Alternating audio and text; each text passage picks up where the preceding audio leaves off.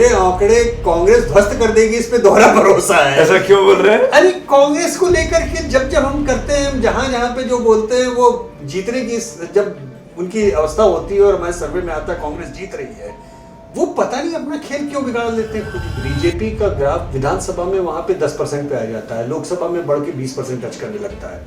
इस बार पहली बार मैं डेविएशन देख रहा हूँ कि विधानसभा में बीजेपी लगभग वो वोट शेयर वापस लाने की कोशिश कर रही है जो उसको लोकसभा में मिला था। बहुत अच्छी टीम और सब कुछ होकर के आखिर में हार गए। तो एक अनविनेबल होना या जीत न पाना, ये एक चीज ऐसी चिपक जाएगी जो कांग्रेस के ब्रांड के लिए बहुत दुखदायी साबित है। पश्चिम बंगाल की जो रेस है ना स्मिथ, वो 100 मीटर की ऐसी दौड़ है जिसमें ममता दीदी 30 मीटर पे खड़ी हुई है। 30% वहां का जो मुस्लिम वोटर है वो उनके साथ में आंख मीच करके बिल्कुल ताकत के साथ में खड़ा है। फिलहाल आज की तारीख में इतना कह सकते हैं कि ममता बनर्जी अभी भी आगे हैं। साम दाम दंड भेद चाणक्य नीति में जो आता है, मुझे लगता है कि हिमंता विश्व शर्मा ने तय कर लिया है कि हमको चारों इस्तेमाल करने हैं। असम का इलेक्शन बहुत मायनों में विचित्र हो गया। नमस्कार। 5 राज्यों में चुनावों के काम का जो चल रहा है प्रोसेस वो बहुत तेजी से आगे बढ़ता जा रहा है और इनफैक्ट पहले चरण का मतदान अब होने वाला है। उसके पहले ओपिनियन पोल का आखिरी वक्त आ चुका है। ओपिनियन पोल अब सब लगभग सामने आ चुके हैं। हमारे साथ आप देख पा रहे हैं, मेरे मित्र हैं, पुराने साथी हैं, यशवंत देशमुख जी, स्वागत है आपका। धन्यवाद। सी वोटर के फाउंडर हैं, संस्थापक हैं, सब कुछ सी वोटर नाम की संस्था के, और सालों से चुनावों के बारे में हिंदुस्तान की सबसे बड़ी और प्रतिष्ठित आवाजों में से एक है। बहुत बहुत स्वागत है यशवंत आपका। क्या स्वागत करने की आपको क्या आवश्यकता है? सुनिए, गंजे से बैठे हैं, क्योंकि दर्शकों को भी बता दें, वैसे तो जो नए बच्चे होंगे दर्शकों को नहीं पता, लेकिन सुमित अवस्थी जी के साथ में चुनावी टेलीकास्ट करते करते हुए भी सिल्वर जुबली हो गई है। हमारे 25 वर्ष पूरे हो चुके हैं, तो ये भी अपने आप में क्लासिकल बात है। 98-99 से शुरू हुआ था, 2026 में हम लोग आ गए। यशवंत जी, इन 5 राज्यों के बारे में बात करते हैं बारी बारी से। आपका सर्वे मैंने देखा जो मोटे तौर पर चीज समझ में आ रही है कि केवल केरल एक ऐसा राज्य दिखाई दे रहा है इन 5 राज्यों में जहाँ पे सत्ता परिवर्तन के बारे में आप साफ साफ इशारा कर रहे हैं। क्लैरिटी है, कम से कम आंकड़ों में तो साफ दिखाई दे रहा है स्मिथ की लोग परिवर्तन चाहते हैं।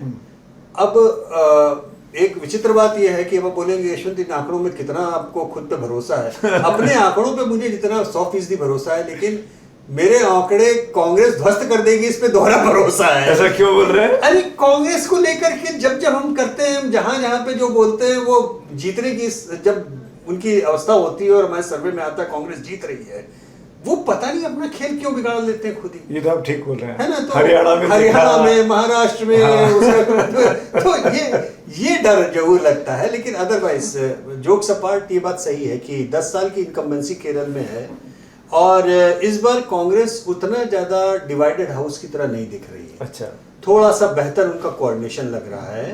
और एक जो विचित्र चीज है केरल के बारे में वो ये कि केरल में दरअसल सीपीएम जो है हिंदू पार्टी है।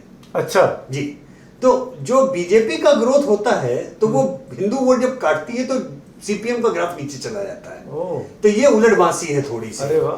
तो बीजेपी जो कि इस बार वोट शेयर बढ़ा रही है, उसका भी लाभ कांग्रेस को इनडायरेक्टली मिल रहा है। इसका डर कांग्रेस को इतना ज्यादा है कि कांग्रेस लगातार आरोप लगा रही है कि सीपीएम और बीजेपी की सांठगांठ है कि वो सीटों पे एक दूसरे को वोट ट्रांसफर कर रहे हैं ताकि कांग्रेस ना जीते।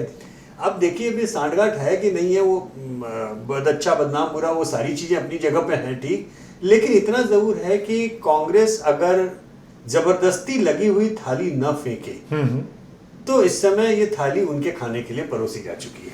तो मैं बता दूं डिटेल में, सी वोटर ने सीट प्रोजेक्शन नहीं किए, वोट परसेंटेज का प्रोजेक्शन किया है।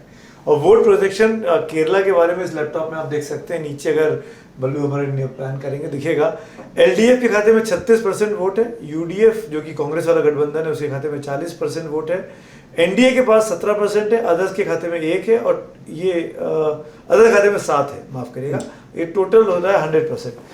तो ये 40 और 36 में केवल 4% का अंतर है। केरल के लिए बहुत है। ऐसा बहुत है। केरल के लिए इतना अंतर काफी ज्यादा होता है, कम नहीं होता है। दूसरी चीज ये है कि जैसे बीजेपी का ग्राफ विधानसभा में वहां पे 10% पे आ जाता है, लोकसभा में बढ़ के 20% टच करने लगता है। इस बार पहली बार मैं डेविएशन देख रहा हूँ कि विधानसभा में बीजेपी लगभग वो वोट शेयर वापस लाने की कोशिश कर रही है जो उसको लोकसभा में मिला था। अच्छा, ये एक बड़ा परिवर्तन है। और अगर यहाँ से बीजेपी अच्छा प्रदर्शन करती है तो दो ही चीजें हैं, या तो कांग्रेस जीतेगी या लेफ्ट जीतेगी, और ये दोनों ही मेरे ख्याल से बहुत एक आप कह सकते हैं टर्निंग पॉइंट होंगे अपने अपने तरीके से। मैं सिनेरियो नंबर 1 बोलता हूँ जो सर्वे कह रहा है कि कांग्रेस जीतती है। अगर कांग्रेस जीत जाती है तो लेफ्ट के लिए एग्जिस्टेंशियल क्राइसिस होगी, पहली बार 50 साल में उनके पूरे मुल्क में कहीं पर भी सत्ता नहीं होगी। हाँ, ठीक है। दूसरी चीज, बीजेपी ने दरअसल बंगाल में लेफ्ट को खा करके ही अपना वोट शेयर बनाया, वो चीज रेप्लिकेट हो जाएगी केरल में, और लेफ्ट में एक बार जाना नीचे शुरू हुआ तो बीजेपी का ग्राफ बढ़ता चला जाएगा। तो लेफ्ट के लिए ये एग्जिस्टेंशियल क्राइसिस होगी, चुनाव वो हारती है तो। अगर कांग्रेस हार जाती है इसमें तो ये और भी ज्यादा कांग्रेस के लिए दिक्कत के सवाल होगा, क्योंकि फिर एक कई बार होता है ना कि वो जैसे साउथ अफ्रीका के साथ में चोकर्स वाला ब्रांड लग गया था कि बहुत अच्छी टीम और सब कुछ होकर के आखिर में हार गए। तो एक अनविनेबल होना या जीत न पाना, ये चीज ऐसी चिपक जाएगी जो कांग्रेस के ब्रांड के लिए बहुत दुखदायी साबित होगी। वो भी तब जबकि 2 बार से एलडीएफ जीत रहा है, वहां पे जीत रहा है, एंटी इनकम्बेंसी है, और आप के हाथ में सब कुछ होकर के भी आप केवल अपने खराब प्रबंधन और सिर्फ टंबल से चुनाव हार जाएं। तो ये एलडीएफ के अगेंस्ट में एंटी इनकम्बेंसी है या कांग्रेस के लिए प्रो वोटिंग है, ये क्या कैसे कहेंगे इसको? मैं इसको एंटी इनकम्बेंसी बोलूंगा। अच्छा, नाराजगी ज्यादा है। प्रो का इतना ज्यादा मैं इसलिए नहीं बोलूंगा क्योंकि कांग्रेस के लिए स्विंग कोई बहुत बड़ा वैसा होता जा रहा है, ये थोड़ा सा अभी कहना मुश्किल। देखिए, लोकसभा चुनाव में पिछले 2 बार कांग्रेस ने स्वीप किया है। 19 में स्वीप किया लोकसभा और विधानसभा हार गए, अभी 24 में स्वीप किया। तो इसका मतलब आपको जब इतनी लंबी 20 में 18 सीटों की आपको लीड दे रही है जनता, तो कुछ तो आप गड़बड़ कर रहे हो ना, जो विधानसभा में हार जा रहे हो। आप अगर उसको ठीक नहीं कर पा रहे हो तो कहीं कुछ प्रॉब्लम है। अब ये बताइए, आपकी इस पोल में क्या कहीं ये भी दिखाई दिया आपको कि मुख्यमंत्री कौन बनेगा कांग्रेस की तरफ से? जी, और ये क्लासिकल बात है। नहीं, ये आपको बता दें कि कांग्रेस के लीडर्स में जितने बड़े बड़े तुर्रम खां थे, उनके नंबर बिल्कुल नहीं आए। अच्छा। और जो नंबर आ रहा है वो एक ऐसे व्यक्ति का आ रहा है जो लीडर ऑफ अपोजिशन रहा है कांग्रेस का, नॉन कंट्रोवर्शियल, जिसे सज्जन सीधा इंसान कहते हैं, सतीशन साहब। वो किसी 3 में ना 13 में, उनका कभी बहुत ज्यादा कंट्रोवर्सी में, इनफैक्ट उनका नाम ही नहीं आया। अच्छा। वो इतने ज्यादा नेशनल मीडिया में कम से कम हम लोग जानते भी नहीं होंगे, चर्चा ही नहीं हुई। बिल्कुल। लेकिन पिछले 12 हफ्तों में मैंने उनका ग्राफ ऐसे अपने ट्रैकर में बढ़ते हुए देखा है, क्योंकि कहीं ना कहीं कांग्रेस के लीडर वो वर्कर और वोटर्स को ये लगने लगा कि ये जो बड़े बड़े तुर्रम खां हैं, यही आपस में लड़के बंटाधार कर देंगे। रमेश चन्नीथला, केसी वेणुगोपाल, ये जो और नंबर दूसरे नाम पे जो आया वो फिर भी आया आपके शशि थरूर जी का, जो इकलौता दूसरा कांग्रेस का लीडर है जिसके डबल डिजिट में नंबर आए। अच्छा। और मुझे लगता है कि शायद ये जानकारी इंटरनल सर्वे में जरूर कांग्रेस को होगी, तभी राहुल गांधी जी ने और खड़गे साहब ने उनको बुला करके बात की, उनको बाहर शंटिंग का रास्ता नहीं दिखाया, क्योंकि अगर वो 10-11% अपने वोट लेकर के अलग हो गए होते तो कांग्रेस के लिए लगभग असंभव है वहां पे फिर सत्ता में आना। मुझे लगता है कि उनकी पॉपुलैरिटी 10-11% की सही, लेकिन है उसके बाद के महामानव जितने भी लोग हैं वो 5%, 3%, और जिनके बारे में सबसे ज्यादा चर्चा हो रही है वो 1.5%। यशवंत का पेट है ये, महामानव बोलते महामानव सुनते रहे। अब नेक्स्ट राज्य पे बढ़ते हैं। अब देखिए, सबसे दिलचस्प चुनाव जो है वो ममता दीदी का है, पश्चिम बंगाल का है, और सारा देश की निगाहें जानना चाहती है कि क्या भारतीय जनता पार्टी पहली बार बंगाल में अपना मुख्यमंत्री देख पाएगी क्या? क्योंकि बिहार में होने वाला है, अगले 1-2-3 दिन में अनाउंसमेंट हो जाएगा। तो पड़ोसी राज्य बंगाल, क्या देख रहे हैं आप बंगाल में? बंगाल में नाराजगी, गुस्सा जायज है, बरकरार है, नीचे है। ये नहीं कहूंगा कि सरकार से नाराजगी नहीं है। 3 बार की मुख्यमंत्री है। हाँ, 3 बार की, लेकिन ममता बनर्जी से व्यक्तिगत नाराजगी नहीं है। अच्छा, ये एक बहुत बड़ी बात है। उनके पक्ष में अभी भी करीब 45% रॉक सॉलिड सपोर्ट है। देखिए, पश्चिम बंगाल की जो रेस है ना सुमित, वो 100 मीटर की ऐसी दौड़ है जिसमें ममता दीदी 30 मीटर पे खड़ी हुई है। 30% वहां का जो मुस्लिम वोटर है वो उनके साथ में आंख भींच करके बिल्कुल ताकत के साथ में खड़ा है। अब उसमें आप बाकी ISF और ये तमाम छोटे-छोटे कबीर और तमाम खड़े कर ये सब, तो वो आप मान के चलिए कि इंडिविजुअल सीटों पे 8-10 सीट पे शायद उसका इम्पैक्ट हो जाएगा। और मानिए कि ये लोग जीत भी जाते हैं, मैं एक फर्ज कीजिए आईएसएफ जीत जाता है, ओवैसी साहब जीत जाते हैं, या कांग्रेस या लेफ्ट के मिला के 2-3-4 जीत जाते हैं, तो सरकार बनाने की कवायद में वो बीजेपी की सरकार बनवाएंगे क्या? ठीक है ना, तो उससे कोई फर्क नहीं पड़ना है। नहीं, अधीर रंजन चौधरी का विधानसभा लड़ना, मौसम नूर का आ जाना, ये वो भी उसी बेल्ट में, ये भी उसी में है, क्योंकि बेल्ट मुर्शिदाबाद मालदा की बेल्ट है। ये लोग इंडिविजुअल अपनी सीट निकाल सकते हैं। अच्छा, ठीक है ना, लेकिन इसका मतलब ये नहीं कि कांग्रेस का रिवाइवल हो रहा है या लेफ्ट का रिवाइवल हो रहा है। लेफ्ट की भी 2-3 सीटें हैं जादवपुर में और इधर उधर, लेकिन रिवाइवल नहीं हो रहा है। बीजेपी एक पोल बन गई है और वो 40% के आसपास का अपना जो खूंटा है वो पकड़ के बैठी है। पिछली बार भी करीब 38% वोट मिला था। 38%, 39%, ये लगातार उसने अपना मेंटेन किया है। ठीक है ना, अब यहां से बंगाल जीतने के लिए इस बार या अगली बार या अगली की अगली बार, सवाल ये नहीं है कि कब होना, वो होगा, क्योंकि बीजेपी उड़ीसा वाला खेल खेल रही है। उड़ीसा में भारतीय जनता पार्टी ने 15 साल का इंतजार किया, नवीन बाबू पे कोई हमला नहीं किया, केवल एक खूंटा पकड़ के बैठी रही। नवीन बाबू की पॉपुलैरिटी के बावजूद भी जब नीचे के लेवल पे बीजेपी की रैंक एंड फाइल से, बीजेडी के प्रशासन से, एमएलए से सबसे गुस्सा बढ़ा, तो लोकल कैंपेन के ऊपर बीजेपी ने चुनाव निकाल लिया। ठीक है ना, और बीजेपी और संघ ये असल में 20-30 साल लंबे गेम में इंतजार करने की पाचन क्षमता रखते हैं। ठीक है ना, भले ही कितने भी अधीर दिखाई दे कि नहीं हमें अभी जीतना है, ये भी जीतना है, लेकिन उनकी लॉन्ग टर्म प्लानिंग में वो इंतजार कर सकते हैं। सवाल ये नहीं है कि बीजेपी आएगी नहीं, जितना मुझे समझ में आता है उस तरह के संगठन और उस तरह के मूवमेंट के साथ में कभी ना कभी उन्हें सत्ता में आना है। सवाल केवल ये है इस चुनाव में आ रहे हैं या अगले के अगले। फिलहाल आंकड़े इस चुनाव में नहीं बता रहे मुझे, क्योंकि जो आपकी परसेंटेज है, TMC 44%, BJP 40%, Congress 5%, left 4%, others के खाते में 7%। तो पिछली बार 10% का गैप था बीजेपी और टीएमसी, इस बार 4%, इस बार 4% का रह गया। मतलब उनका 4 घट रहा है पर इनका 4 बढ़ नहीं रहा है, इनका 2 ही बढ़ रहा है। 2 बढ़ रहा है, क्योंकि जो बाकी आपको बोला ना कि जो लिमिटेड पॉकेट्स के अंदर अन्य के खाते में वोट जा रहे हैं, वो कहीं ना कहीं ममता जी के खाते से ही आ रहे हैं। अच्छा, ठीक है। अब 2 इसमें जो एक्स फैक्टर हैं, वो एक तो SIR, 90 लाख SIR का इम्पैक्ट हम आप कोई नहीं बता सकता। 90 लाख नाम घट रहे नहीं हैं, कर सकते, करीब 30,000 पर सीट पे औसत निकाल है ना। अब SIR के बारे में बात में तभी होगी जब बीजेपी, मानिए फर्ज कीजिए चुनाव जीत जाए, और फिर हम लोग खोदेंगे कि ऐसी कितनी सीटें हैं जहां बीजेपी का हार जीत का मार्जिन कटे हुए वोटों से कम है, तब बात होगी खेला हो गया, है ना।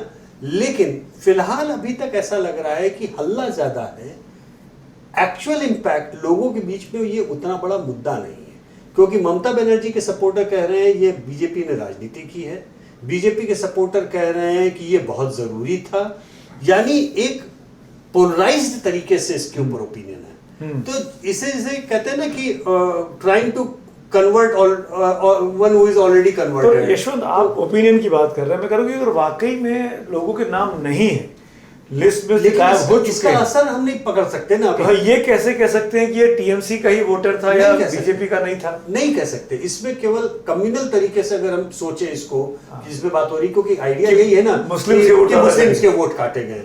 तो हमारे तो रिसर्चर्स ने बड़ी क्लासिकल चीज बोली, उन्होंने कहा कि सर हम जहां जहां गए, जितने से बात हुई है, एक चीज समझ में आई, जो बिहार में भी समझ में आई थी, कि इस मुल्क में सबसे ज्यादा कागज मुस्लिम मतदाताओं के पास में है। कि वो अपना दिखाने में मैं ये समझ नहीं पाता हूँ इस बात को कि जब सबसे ज्यादा कागज पेपर सब उनके पास में बने हुए हैं, तो इस पूरे कवायद का क्या हिसाब क्या है? ना तो बीजेपी की ओर समझ में आता है, ना दूसरी साइड से हम कागज नहीं दिखाएंगे ये समझ में आता है कि कागज नहीं दिखाएंगे तो बनवाए क्यों है।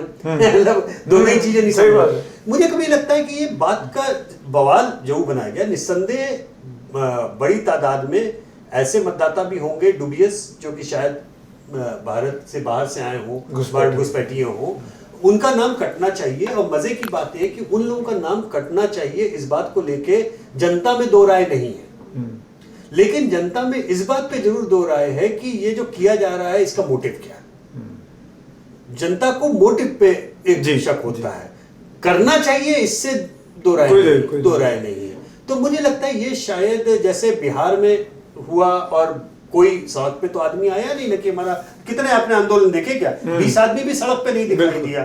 तो ये बात देखने लायक होगी कि क्या बंगाल में लोग आते हैं कि हमारा नाम कटा या हमको वोट नहीं डालने दिया गया, कितने लोग जाते हैं ट्रिब्यूनल में, कितने लोग नाम देखते हैं। पर ये तो आश्चर्यचकित है कि पहले 62-63 लाख थे, वो बढ़ के अब कल की जो हेयरिंग हुई उसमें वो और 27 लाख नाम जुड़ गए और वो 90 लाख के आसपास हो गए, आंकड़ा पहुंच रहा है। 90 लाख मतलब तो ये नंबर बहुत बड़ा है, बहुत बड़ा नंबर, बहुत बड़ा नंबर। इसका मतलब इतने बड़े फर्जी वोटर बने हुए थे।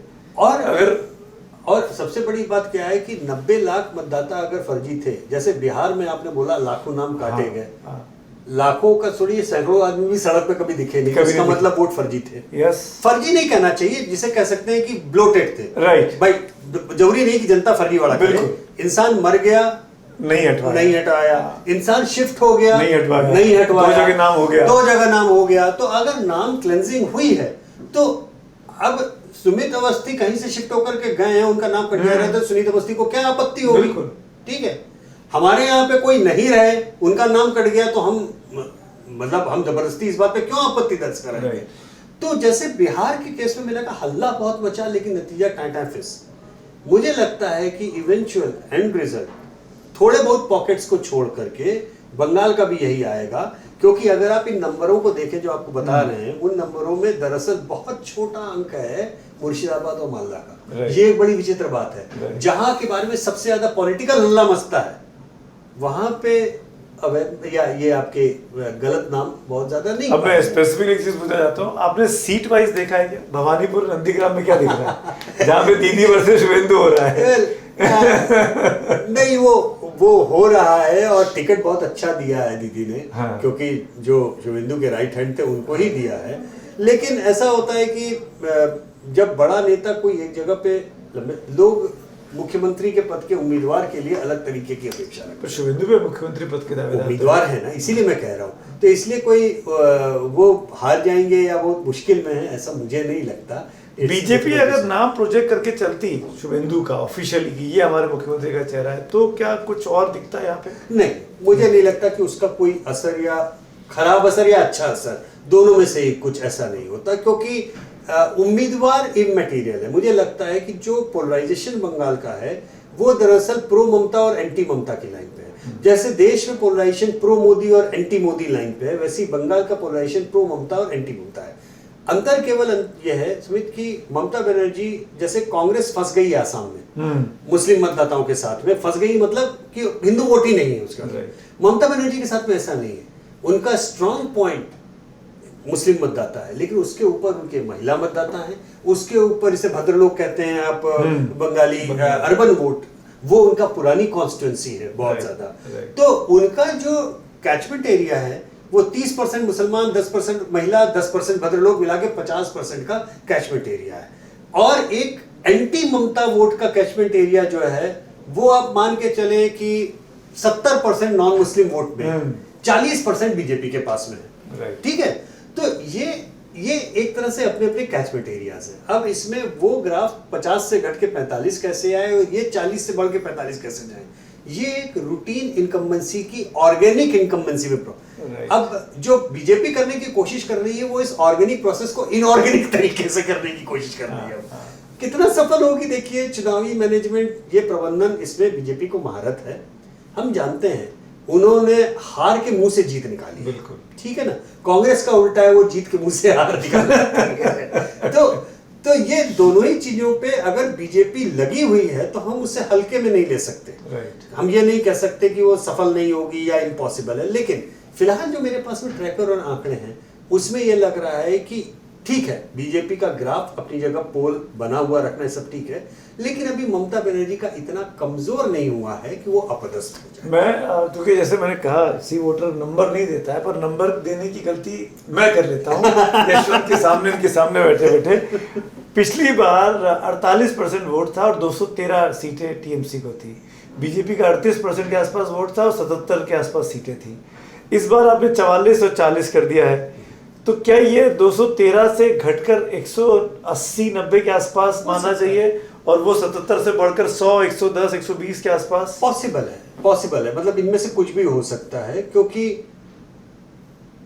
जैसे असम में सुमित 22 सीटें हैं मुस्लिम मतदाताओं की, जहां बीजेपी का जीतना लगभग असंभव है, ठीक है ना। कि बंगाल में ऐसा नहीं है, बंगाल में संख्या फैली हुई है, छितराई हुई है, और लगभग 90 सीटें ऐसी हैं जहां पे मुस्लिम मतदाता इंपॉर्टेंट भूमिका प्ले करते हैं। उन 90 में से ममता जी ने 87 जीत रखी थी, एक दो नहीं, ठीक है। और ये वो सीटें हैं जिनका पोलराइजेशन इफेक्ट बाकी सीटों पे नहीं पड़ रहा है। जैसे असम में क्या है, वो 22 सीटों का इम्पैक्ट इतना ज्यादा है कि बची हुई 102 सीटें पूरी विरुद्ध में हो रही। यहाँ पे ऐसा नहीं है, तो आप एक तरह से कह सकते हैं कि वो 90 सीटों के ब्लॉक पे तो वो शुरू कर रही है, राइट, ठीक है। अब उनको 30% मुस्लिम वोट के बाद में उनको मेजॉरिटी ऑफ माइनॉरिटी वोट मिल रहा है, उनको अब मेजॉरिटी का माइनॉरिटी वोट चाहिए, राइट, ठीक है ना। तो वो उनका काम ज्यादा आसान है, अनलेस कि वो बहुत ही ज्यादा कुछ गड़बड़ करते जाएं उनके लोग, और करप्शन के केसेस जो फंस रहे हैं, या नीचे के लेवल पे जो लॉ एंड ऑर्डर का समस्या है, वो सब इतनी ज्यादा बढ़ जाए कि उनकी लोकप्रियता के बावजूद भी टीएमसी हार जाए। जैसे करप्शन बड़ा मुद्दा है बंगाल में, वो टीएमसी के दरवाजे तक पहुंचा है, लेकिन ममता बनर्जी के घर तक नहीं पहुंचा।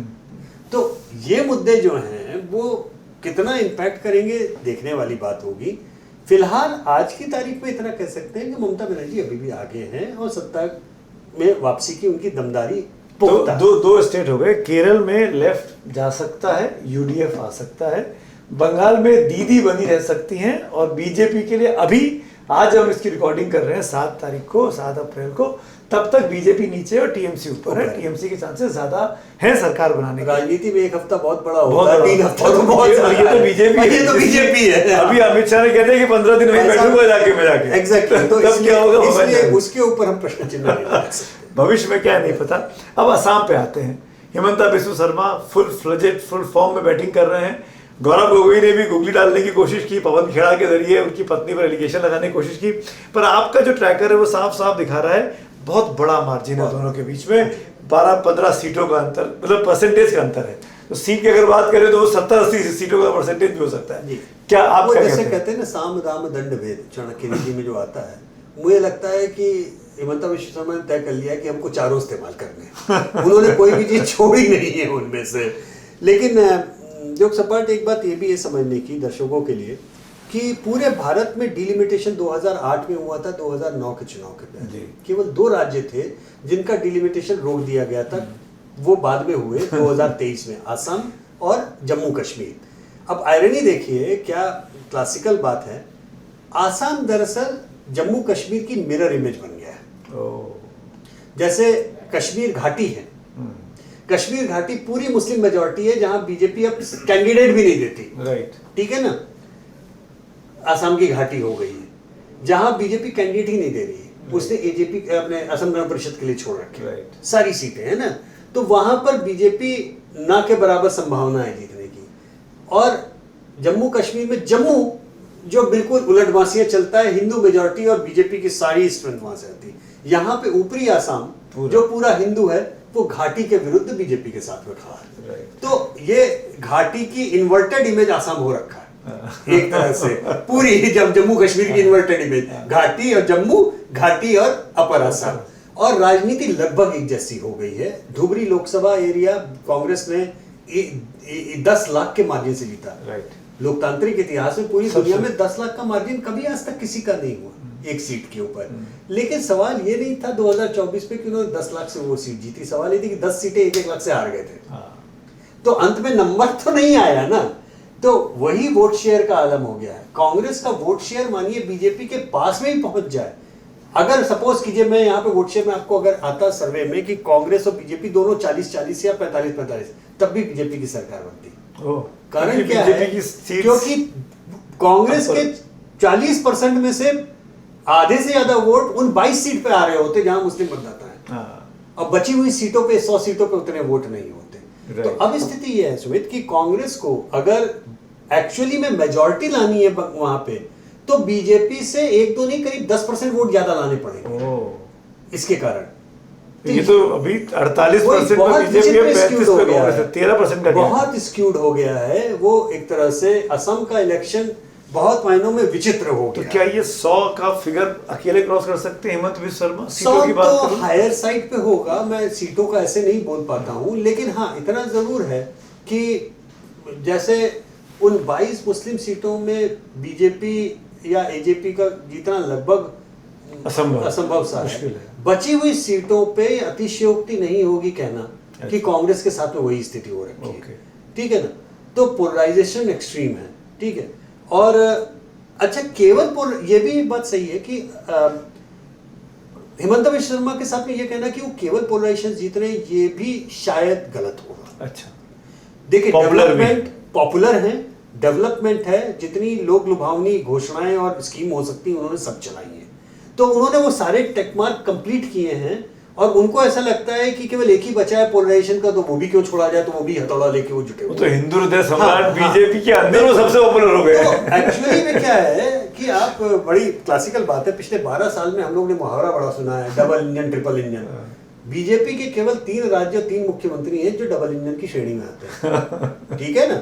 हिमंता बिस्वा शर्मा, योगी आदित्यनाथ और अपने इसके यहाँ के महाराष्ट्र के देवेंद्र फडणवीस। ओके, इन 3 के अलावा बाकी सारे इंजन उल्टी दिशा में लगे हुए हैं बीजेपी में। प्रधानमंत्री आगे खींचते हैं, वो लोग उल्टी साइड में खींचते हैं लायबिलिटी की तरह से, ठीक है। तो ये डबल इंजन केवल और केवल, और उनको इस बात का क्रेडिट देना चाहिए कि उनकी लोकप्रियता प्रधानमंत्री की लोकप्रियता से मैच करती है असम में, बराबरी पे, वो लायबिलिटी नहीं है। ये एक बड़ी बात है, छोटी बात नहीं है। हाँ, उनका यह है कि वो पोलराइजेशन का कोई मौका नहीं छोड़ रहे। तो जो आप बात कर रहे हो ना, मुझे यशवंत से बात करते करते एक बात ख्याल आ रही है कि अगर वाकई में बीजेपी वहां पर 90-100 सीटें जीतकर सरकार रिपीट करने वाली है और हेमंत बिस्वा शर्मा दोबारा मुख्यमंत्री बनेंगे, तब गौरव गोगोई और पवन खेड़ा का क्या होगा?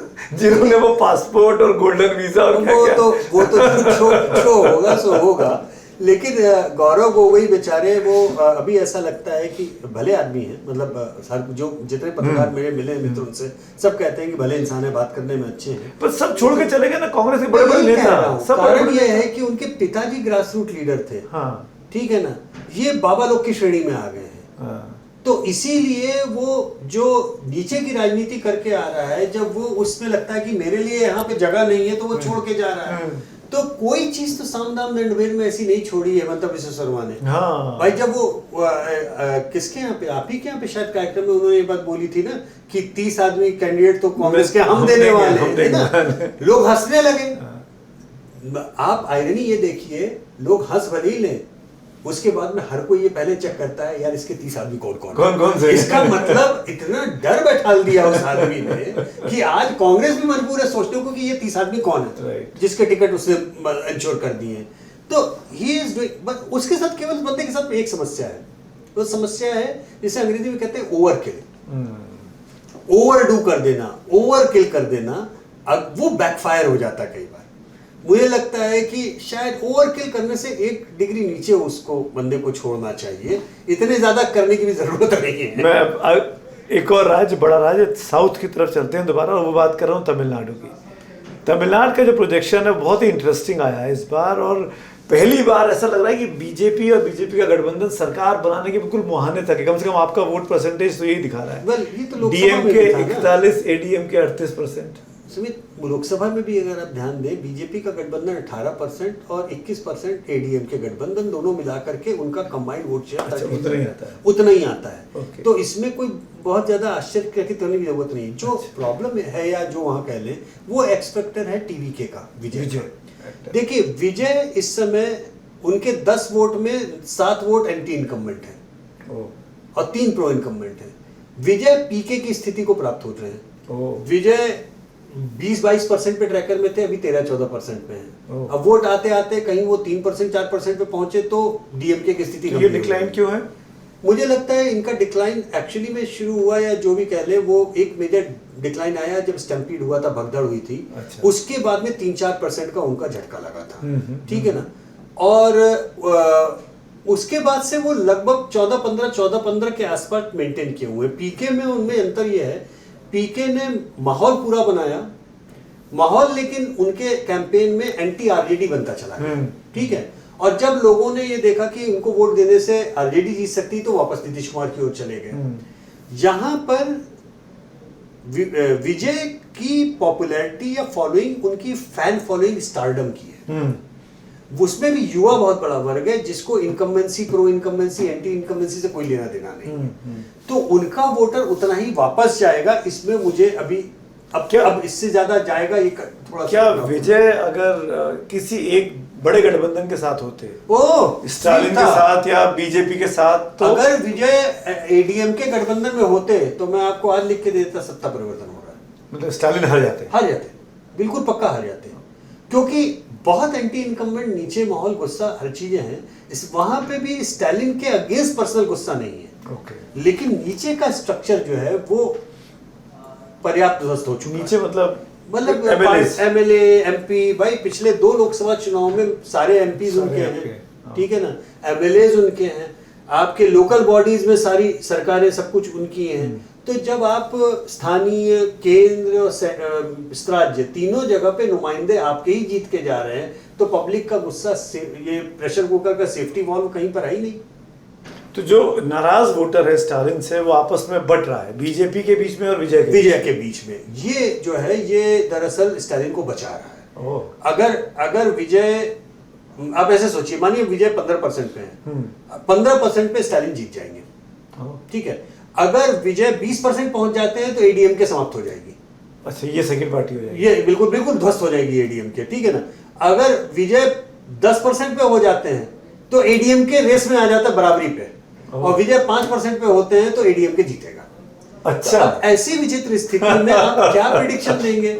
और विजय के लिए प्रेडिक्शन करना इसलिए भी असंभव है सुमित, क्योंकि एक बात समझिए, चुनाव के सर्वे में या किसी भी सर्वे में सबसे कठिन काम होता है नई पार्टी के वोट शेयर का अंदाजा लगाना, क्योंकि उनकी कोई चुनावी इतिहास नहीं है। चुनाव में क्या होता है, हम लोग सर्वे करते हैं, भाई इस पार्टी को पिछली बार एक्स वोट मिले थे, इस बार वाई स्विंग हो रहा है, इसलिए इसको जेड वोट मिलेंगे।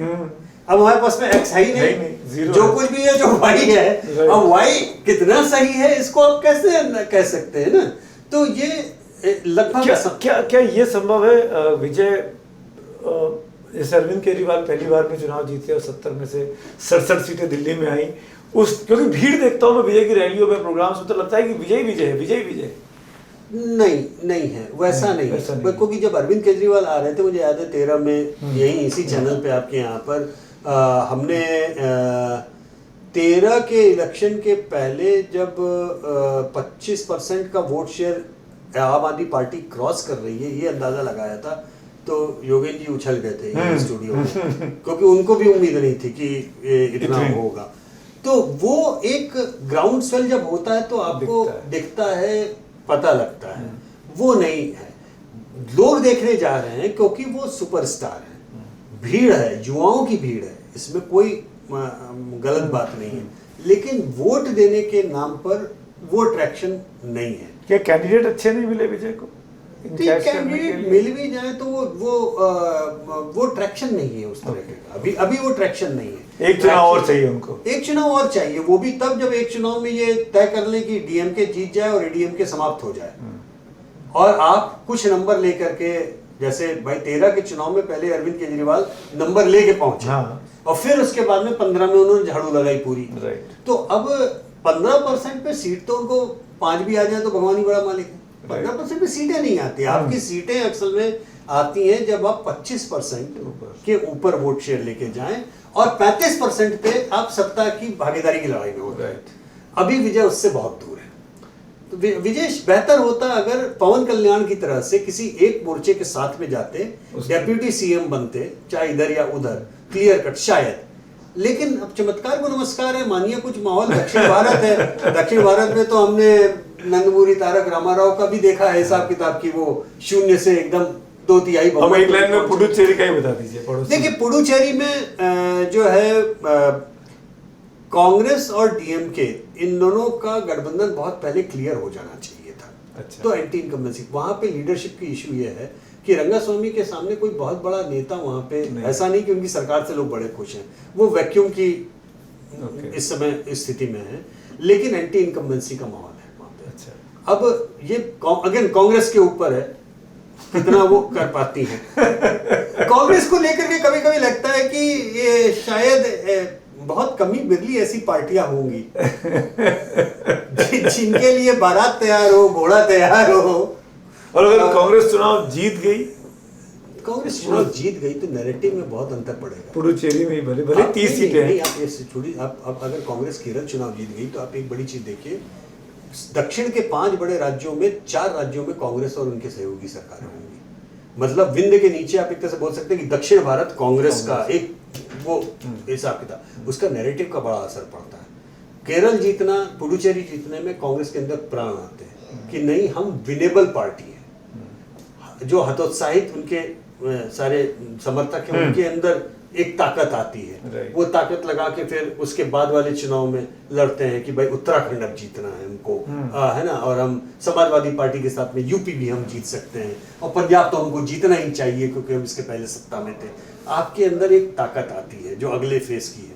अब वो ताकत अगर जीत से आ सकती है, ना जीतने से जा भी सकती है। दोनों ही चीजें हैं। फिलहाल एक चीज है जी कि केरल में कांग्रेस की सिर्फ डबल जिस लेवल की हम उम्मीद कर रहे थे उस लेवल की दिख नहीं रही। अच्छा, कुछ ना कुछ उन्होंने इतना तो किया है कि कम से कम चुनाव में सीधे जाएं, शशि थरूर को भी बुला के बात की, और फिलहाल उम्मीद से बेहतर यूनाइटेड चेहरा उनका लग रहा है। ओके। तो मोटा मोटी सी वोटर के इस ओपिनियन पोल के मुताबिक वाइंड अप कर रहा हूँ, और कुछ छूट जाए तो मुझे ऐड कर दीजिएगा। आप मित्र हैं पुराने, और यशवंत जी को पूरी पूरी छूट होती है। केरल में सरकार चेंज हो सकती है, यूडीएफ के चांसेस बेहतर है। पश्चिम बंगाल में ममता बनर्जी को एज है, इस वक्त में सरकार दोबारा चौथी बार इनफैक्ट बना सकती हैं। आसाम में हेमंत बिस्व शर्मा दोबारा बन सकते हैं, और बीजेपी की लगातार तीसरी सरकार बन सकती है। बहुत बड़ा अंतर दिख रहा है बीजेपी और कांग्रेस के बीच की इस लड़ाई में। तमिलनाडु में स्टालिन एक बार फिर लौटते हुए दिखाई दे रहे हैं, और जो नाराजगी का वोटर है उनके खिलाफ वो आपस में बढ़ जा रहा है, विजय के बीच में और एडीएमके और बीजेपी के अलायंस के बीच में। और पुडुचेरी में मोटे तौर पर ये लग रहा है कि क्योंकि कोई मजबूत ताकत नहीं है तो शायद वर्तमान सरकार निकाल ले जाए। हाँ, लेकिन अन्यथा कायदे से कांग्रेस को जीतना चाहिए, कायदे से। और बंगाल के बारे में एक लाइन बोल के जाते जाते, कल चर्चा हो रही थी तो एक हमारे बहुत पुराने साथी हैं बंगाली, उन्होंने मजाक में कहा कि आप बंगालियों को जानते नहीं, हम लोगों को हम बाटा का जूता भी 15 साल तक के बाद में मरम्मत कराना शुरू करते हैं, तो सरकारों में इतनी आसानी से कैसे बना। तो जो भी चलता है बंगालियों में लंबाई चलता है। और मेरी बीवी बंगाली में जानते, इसलिए पूरी इजाजत के साथ ये बोल रहा हूँ, मैं तो कुछ नहीं कर सकता हूँ। जो चलता है वो लंबा चलता है। तो बहुत बहुत शुक्रिया Yashwant, thank you so much, lovely talking to you. और उम्मीद करते हैं कि आपको इंटरेस्टिंग लगा होगा यशवंत का एनालिसिस, क्योंकि बहुत ही ठोस तरीके से अपनी बात कहते हैं और आपको समझ में आता है जो वो कह रहे हैं वो जमीन पे क्योंकि वो जमीन से घूम के आते हैं, इसीलिए वो बातों को इतनी ठोस तरीके से कह भी पाते हैं। Thank you so much for watching, and I hope कि नतीजे क्या होंगे 4 तारीख को फिर हम इनसे बात करेंगे। Thank you.